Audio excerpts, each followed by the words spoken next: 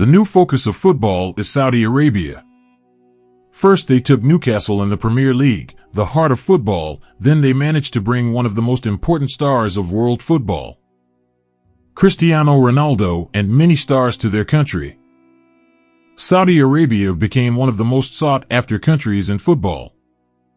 The plans of bin Salman behind him are currently progressing smoothly, although this situation is similar to the moves made by China in the name of football for a while. The end of Saudi Arabia will not be like the failed end of China, because the power that does this is directly the state itself, that is, bin Salman and his team. With the oil power they have in their hands, it seems impossible to cut back on this money for at least another 10 to 15 years. We will discuss this issue in 3 separate articles.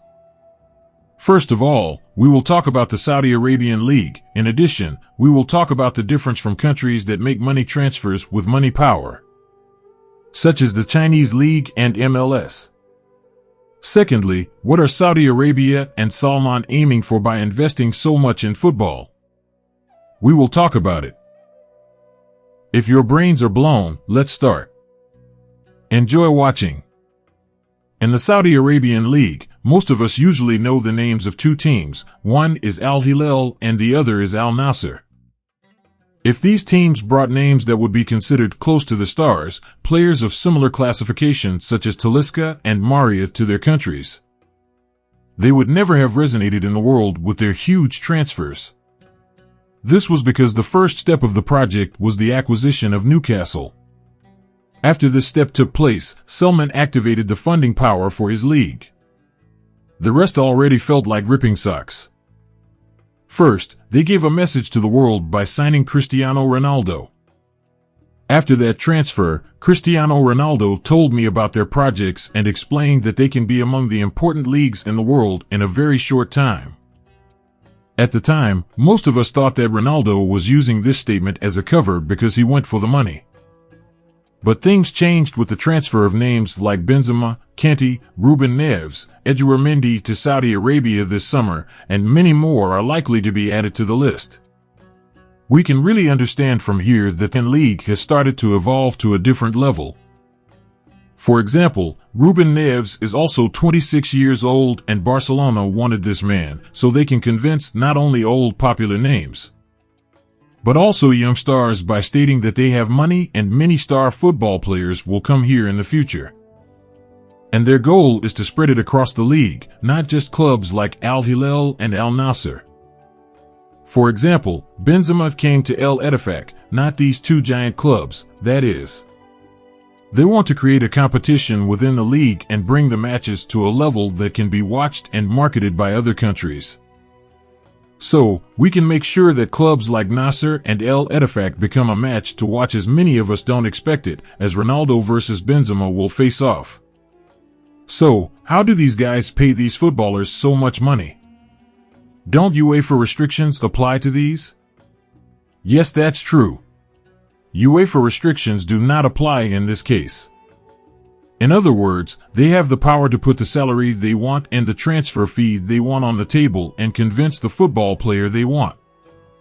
Bin Salman will continue to do this under his own control, but he will profit from doing it alone. That's why he even started privatizing most clubs in the league.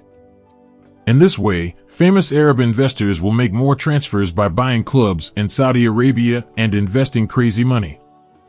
So, we can see that many players in Europe migrate towards Saudi Arabia in the Middle East. So, what's left from the collapsed Chinese League of the Saudi Arabian League and other leagues that are still standing and make regular transfers of stars every year? For example, Insigne last summer, Messi this summer? Definitely money and government support. In short, we can say that Salman is personally responsible for this project. Major player transfers in the Chinese league started with the support of the state at that time, but the state did not have much effective power in the teams. To the extent that the Chinese government wanted, social media and similar interactions could not be responded to at that time, and a good job could not be done in promotion. Eventually, with the COVID and other factors, the state got into financial trouble and withdrew its support from clubs in the Chinese league. He freakishly raised the tax in football and ended the windfall he started. The players left, too. Has Chinese football developed after that? No, some football players like Oscar and the Hulk just filled their pockets with money. Saudi Arabia, upon learning from its own mistakes, will most likely not detect where China made mistakes and not make these mistakes. Also, because the money gap is really huge in Saudi Arabia, 20 stars are brought in the Chinese league's adventure that started in 2010 and ended in 2020. Whereas in Saudi Arabia this can happen even in just one summer transfer window. In real life, this is similar to the tortoise-rabbit race stories. Naturally, the Saudi League will receive much more positive feedback in a short time, as it is not over. The difference that distinguishes it from MLS is this. Yes, the American administration also invests in football, where big money is made, especially due to allegations, but football is not their priority. They have a big market like the NBA, so they're on their minds whether it's football or not. Messi came to Inter Miami, but will not only Inter pay his salary, other clubs in the league will also provide support. I mean, MLS clubs don't have odd fortunes individually or have a big power behind them like Selman. Long story short, Saudi Arabia can be called the boss. So, why are so many investments made both in football within the country and in football abroad? It has three different purposes. One of them is to be the host of the World Cup to be held in 2030 and to prevent this from being criticized with the football players they bring and the football investments they make. Since the World Cup is watched by billions of people around the world, if Saudi Arabia has such a host, it will have a wonderful chance to be promoted and become a country known to billions in the world. If they can provide satisfaction to the people who come to watch the matches, they will become a tourist attraction for them. This is a target that fits their second goal, the 2030 vision. Bin Salman's vision for 2030, which he initiated in recent years, aims to stop Saudi Arabia from being the only source of income from oil. Because these guys only survive with their oil power. If there is a situation where oil will not be needed tomorrow, they will be left in the middle. That's why they want to open the doors of tourism and other income to the country.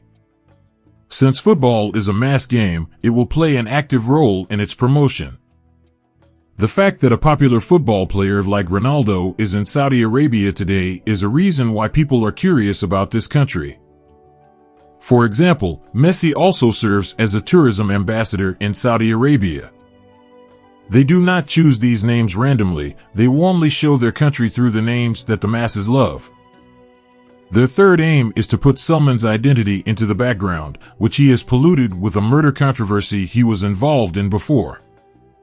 It gives a positive identity with funding support behind Newcastle and the Saudi Arabian League. Already the dirty notebooks of the past seem to have been closed in his name. Let's go to Newcastle United. They finished the season in the top four for the first time since 2002. The fans are happy with Selman. Some were against the sale of the team, but when they saw that the club was managed brilliantly and the success came, they accepted. They spent €180 million last summer, yet they didn't pay a substantial amount to the big popular football players. Together with the team players under the management of their coaches, they invested in popular football players and reaped the fruits of this. Their biggest move was the coach they brought in a year and a half ago. They definitely had a successful season. He has resurrected names such as Wilson and Almiron, who have been influential in Newcastle in recent years, with new transfers. Wilson made a huge contribution by scoring 18 goals and 5 assists. Newcastle will increase their squad a little more as they will participate in the Champions League.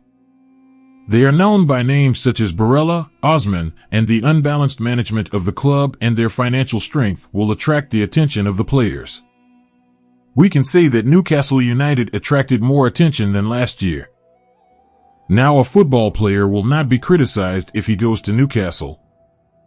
Going to one of the best leagues in the world and the Champions League means a big advantage and a better profit.